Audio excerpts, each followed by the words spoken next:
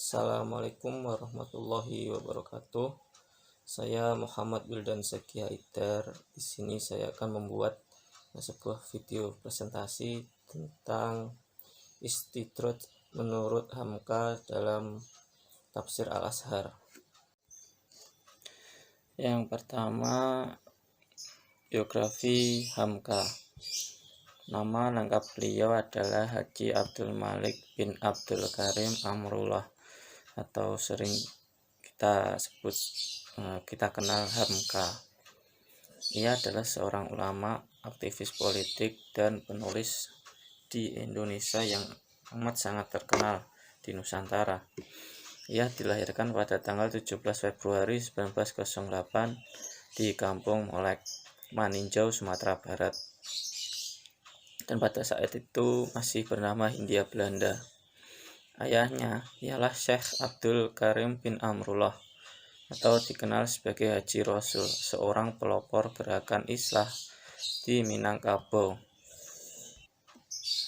Kembalinya dari Mekah pada tahun 1906, Hamka sendiri mendapat pendidikan rendah di sekolah dasar Maninjau sampai kelas 2. Ketika usia Hamka telah memasuki 10 tahun, ayahnya telah mendirikan Sumatera Tawalib di Padang Panjang. Dari situlah Hamka mulai mempelajari agama dan mendalami bahasa Arab. Hamka juga pernah mengikuti pengajaran agama di surau dan masjid yang didirikan ulama terkenal seperti Syekh Ibrahim Musa, Syekh Ahmad Rosid, Sultan Mansur, Suryo Pranoto, dan Ki Bagus Hadikusumo. Hamka mula-mula bekerja sebagai guru agama pada tahun 1927 di perkebunan Tebing Tinggi, Medan, dan juga guru agama di Padang Panjang pada tahun 1929. Kemudian Hamka dilantik sebagai dosen di Universitas Islam Jakarta dan Universitas Muhammadiyah Padang Panjang pada tahun 1958. Setelah itu beliau diangkat menjadi rektor Perguruan Tinggi Islam Jakarta dan Profesor Universitas Mustopo Jakarta. Dari tahun 1951 hingga tahun 1960, beliau ini menjabat sebagai pegawai tinggi agama oleh Menteri Agama Indonesia. Tapi beliau meletakkan jabatan itu ketika Soekarno menyuruhnya memilih antara menjadi pegawai negeri atau bergiat dalam politik Majelis Syuro Muslimin Indonesia atau Masumi. Hamka sendiri adalah seseorang yang otodidak dalam berbagai bidang ilmu pengetahuan seperti filsafat, sejarah, sosiologi, dan politik, baik Islam maupun Barat. Hamka juga aktif dalam pergerakan Islam melalui organisasi Muhammadiyah. Ia mengikuti pendirian Muhammadiyah pada tahun 1925 untuk melawan khurafat, bid'ah, tarekat, dan kebatinan sesat di Padang Panjang. Pada tahun 1928, beliau juga mengetuai cabang Muhammadiyah di Padang Panjang. Lalu pada tahun 1929, Hamka mendirikan pusat latihan dakwah Muhammadiyah, dan 2 tahun kemudian beliau menjadi konsul Muhammadiyah di Makassar. Kemudian beliau terpilih menjadi ketua Majelis Pimpinan Muhammadiyah di Sumatera Barat oleh Konferensi Muhammadiyah, menggantikan ketua sebelumnya yaitu Sultan Mangkuto pada tahun 1946. Pada tahun 1953, Hamka dipilih sebagai penasihat pimpinan pusat Muhammadiyah. Pada tahun 1955, beliau konstituante melalui Partai Masyumi dan menjadi pemidato utama dalam pemilihan raya umum. Pada masa inilah pimpinan Hamka sering bergesekan dengan mainstream politik pada saat itu. Misalnya ketika partai-partai beraliran nasionalis dan komunis menghendaki Pancasila sebagai dasar negara, dalam pidatonya Hamka menyarankan agar dalam sila pertama Pancasila itu dimasukkan kalimat tentang kewajiban menjalankan syariat Islam bagi pemeluknya, sesuai yang termaktub dalam Piagam Jakarta. Namun pemikiran Hamka ditentang keras oleh sebagian anggota konstituante, termasuk Presiden Soekarno sendiri. Mesti begitu, Hamka tidak pernah menaruh dendam terhadap Soekarno. Ketika Soekarno wafat, justru Hamka yang menjadi imam sholatnya. Banyak rekan-rekan sejawat yang mempertanyakan sikap Hamka tersebut. Lalu pada tahun 1957, Hamka diangkat menjadi Ketua Barisan Pertahanan Nasional Indonesia. Ia menjadi anggota konstituante Masyumi dan menjadi pemidato utama dalam pilihan raya umum 1955. Masyumi sendiri kemudian diharamkan oleh pemerintah Indonesia pada tahun 1960. Dari tahun 1964 hingga tahun 1966, Hamka dipenjarakan oleh Presiden Soekarno karena dituduh pro-Malaysia. Semasa dipenjarakanlah, maka beliau ini mulai menulis Tafsir Al-Azhar yang merupakan karya ilmiah terbesarnya. Setelah keluar dari penjara, Hamka diangkat sebagai anggota Badan Musyawarah Kebajikan Nasional Indonesia, anggota Majelis Perjalanan Haji Indonesia, dan anggota Lembaga Kebudayaan Nasional Indonesia. Hamka sendiri pernah menerima beberapa anugerah pada peringkat nasional dan bangsa seperti anugerah kehormatan Dr. Honoris Causa Universitas Al-Azhar 1958, Dr. Honoris Causa Universitas Kebangsaan Malaysia pada tahun 1974, dan gelar Datuk Intono dan Pangeran Wiruguno dari pemerintah Indonesia. Hamka sendiri telah berpulang ke rahmatullah pada tanggal 24 Juli 1981 di usia yang ke-73 tahun. Namun jasa dan pengaruhnya masih terasa hingga kini dalam memartabatkan agama Islam. Ia bukan saja diterima sebagai seorang tokoh ulama dan sastrawan di negara kelahirannya, malah justru jasanya di seluruh Nusantara termasuk Malaysia dan Singapura turut dihargai juga. Lalu berikutnya pengertian istidraj secara umum. Istidraj sendiri secara bahasa diambil dari kata darajat yang artinya naik dari satu tingkatan ke tingkatan selanjutnya. Sementara istidraj dari Allah untuk hamba dipahami sebagai sebuah hukuman yang diberikan sedikit demi sedikit dan tidak diberikan langsung oleh Allah. Allah biarkan orang ini dan tidak disegerakan azabnya. Dalam Kamus Besar Bahasa Indonesia, istidraj adalah hal atau keadaan luar biasa yang diberikan Allah Subhanahu wa Ta'ala kepada orang kafir sebagai ujian, sehingga mereka takabur dan lupa diri kepada Tuhan seperti Fir'aun dan Qorun. Istidraj adalah kejadian yang kelihatannya luar biasa, yang keluar dari orang yang maksiat kepada Allah atau orang kafir. Hal ini berbeda dengan mukjizat atau karomah. Kalau karomah, kejadian luar biasa yang keluar dari seorang wali sebagai penghormatan atas ketaatan dan ketakwaannya kepada Allah, karena kedekatannya kepada Allah. Sedangkan istidraj ini keluar dari orang yang maksiat bahkan kepada Allah sebagai penghinaan atas kemaksiatan dan kekafirannya. Adapun ciri-ciri istidraj, ada dua ciri-ciri besar yang sebenarnya kita bisa menganalisisnya.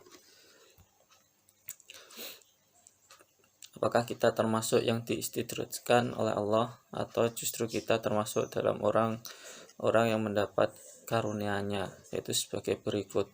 Yang pertama, jika kita semakin sibuk dengan urusan dunia sehingga kita lupa dengan ibadah, bahkan tidak punya waktu walau hanya mengingat Allah, pikirannya hanya tercurah hanya untuk mengurus bisnisnya, keluarganya, karirnya, semua urusan dunianya,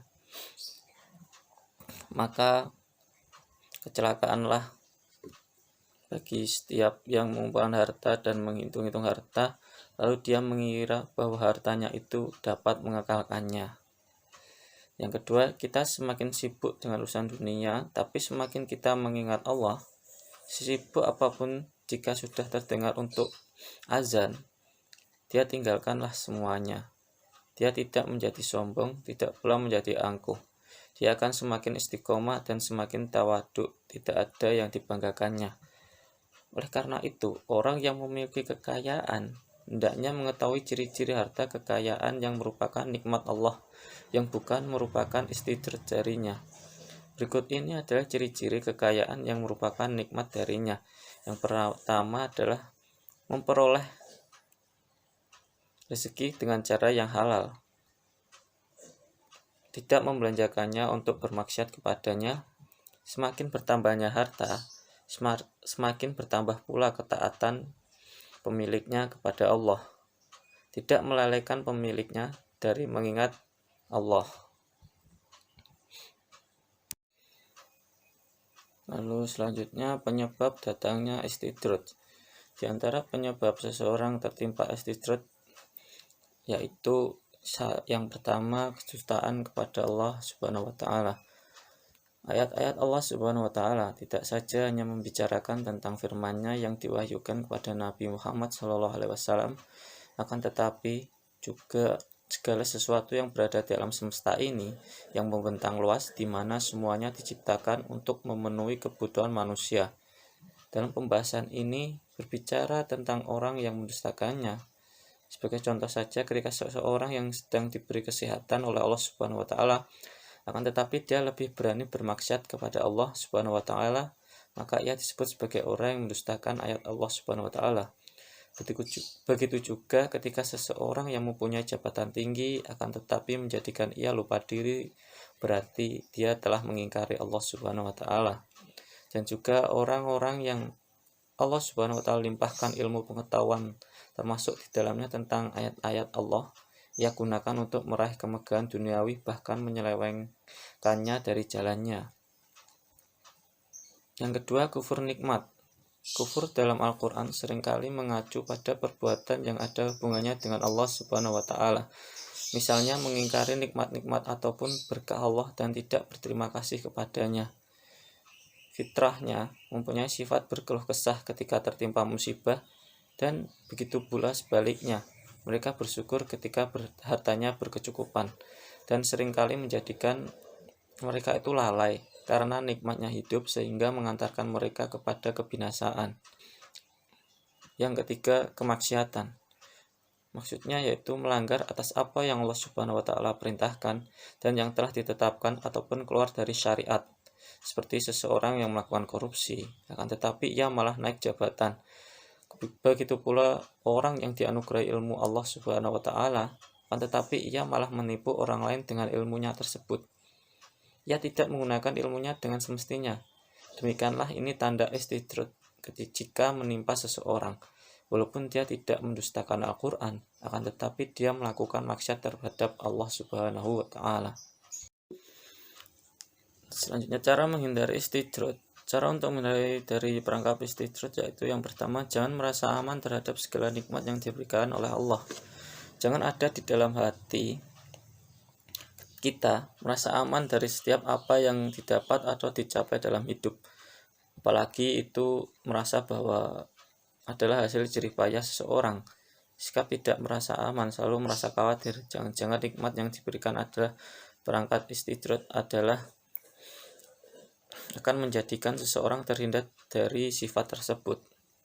Yang kedua, memiliki rem kehidupan. Bangkitkan ruh dalam hidup akan melemahkan gerak dari nafsu yang dibenci oleh Allah Subhanahu wa taala. Maka dalam menjalani hidup ini, kita mesti memiliki alat untuk memperlambat atau bahkan untuk menghentikan gerakan nafsu. Jangan sampai kita terlalu mengegas kehidupan tanpa adanya perhitungan. Yang ketiga, meningkatkan keimanan dan ketakwaan. Meningkatkan keimanan dan ketakwaan kepada Allah akan mengantarkan seseorang hamba berhati-hati dalam kehidupan di dunia, khususnya berkenaan dengan yang mana itu menjadi haknya dan mana hak orang lain, mana yang halal, haram, mubah, makruh, ataupun sunnah. Sehingga dengan begitu akan menghindarkan seseorang dari perangkap istidraj yang sangat berbahaya. Yang keempat, berdoa agar terhindar dari istidraj. Doa merupakan senjata orang mukmin yang merupakan ibadah di sisi Allah Subhanahu wa taala. Oleh sebab itu, dengan doa kepada Allah, semoga kita semua dihindarkan dari perangkap istidraj. Istidraj menurut pandangan mufassir Al-Tabari berpendapat bahwa istidraj adalah tipuan halus kepada orang yang diberi tenggang waktu sehingga ia merasa bahwa yang memberi tenggang waktu itu berbuat baik kepadanya, sehingga pada akhirnya ia terjerumus ke dalam hal yang tidak disenangi. Kemudian ia menambahkan tentang orang yang tertimpa istidraj, yaitu Allah SWT menghiasi perbuatan jeleknya itu sehingga ia menyangka bahwa perbuatannya adalah perbuatan yang baik.